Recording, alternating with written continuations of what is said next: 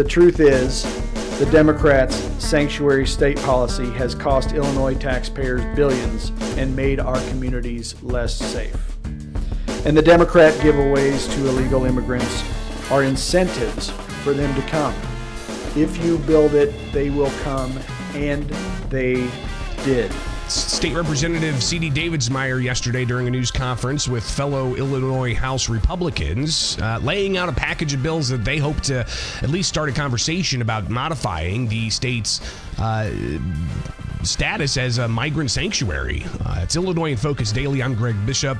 Quick segment here about some of the ideas and proposals that Republicans have. They're in the super minority in the Illinois House. So whether or not they're going to be able to advance any of this, prognosticators would say it's not likely.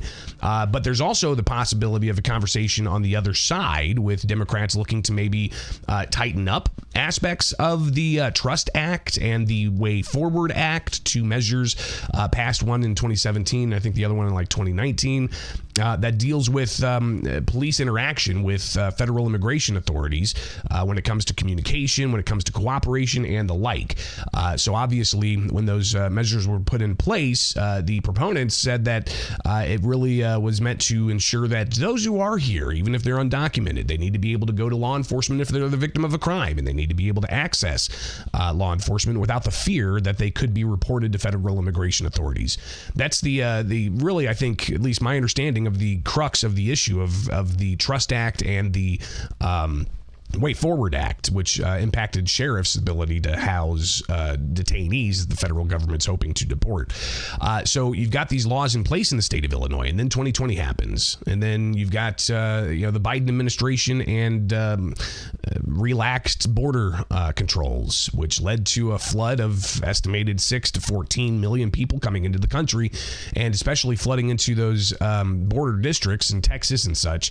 And then Texas, those areas couldn't handle it, so they sent them off to states where they have these sanctuary policies, including Illinois, and the state got 50,000+ in Chicago. It's been costing billions of dollars, and here we are now with the Trump administration working to essentially address this issue. The Trump administration sued the state of Illinois and Chicago. That case is pending, with the state having recently said they are looking to dismiss the case.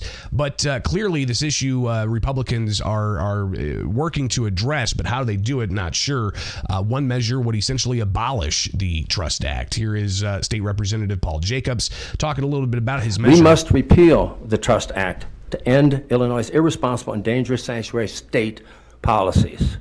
I have filed House Bill 1345 to repeal the Trust Act and stand ready to put my name on any of the bills filed by my colleagues that will move this issue forward. I firmly believe in what Ronald Reagan said years ago, and I think he was correct on it. There is no limit to the amount of good you can do if you don't care who gets the credit. One last note. I would love personally to take care of every person in the world, but my responsibility right now, the people of the state of Illinois. Thank you. So you've got the idea of just getting rid of the Trust Act. Not sure if that's going to happen. State Representative Mike Coffey was there as well, and he laid out his proposal to essentially allow for counties to opt out of the Trust Act and the Way Forward Act, saying that Southern Illinois counties and others outside of Chicago, they don't want to have to be burdened with what they've seen in Chicago and elsewhere, so they shouldn't have to comply with it. We'll see if that measure goes forward. State Representative C.D. Davidsmeyer again talking about the cost to taxpayers of all of this. The Auditor General recently released an audit of the HBIA, HBIS programs which are healthcare programs for illegal immigrants. That audit showed that the actual cost of the program was 286% higher than the Pritzker administration had estimated. In addition, the state has spent over $800 million to address Chicago's migrant crisis.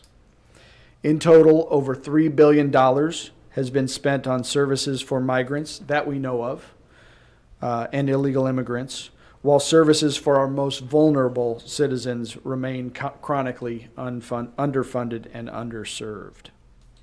The truth is, the Democrats' sanctuary state policy has cost Illinois taxpayers billions and made our communities less safe. And the Democrat giveaways to illegal immigrants are incentives for them to come.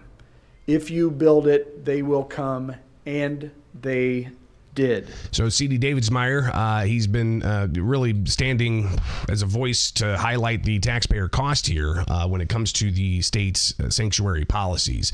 But he was also asked about the issue of Governor Pritzker and whether or not he seems to be shifting his tone heading into the 2026 gubernatorial election, because what you have is, the budget that the governor proposed actually eliminates one of those taxpayer subsidies for the health care of immigrants here as adults. So that's tens of millions of dollars that the governor is essentially slashing from the previous budget.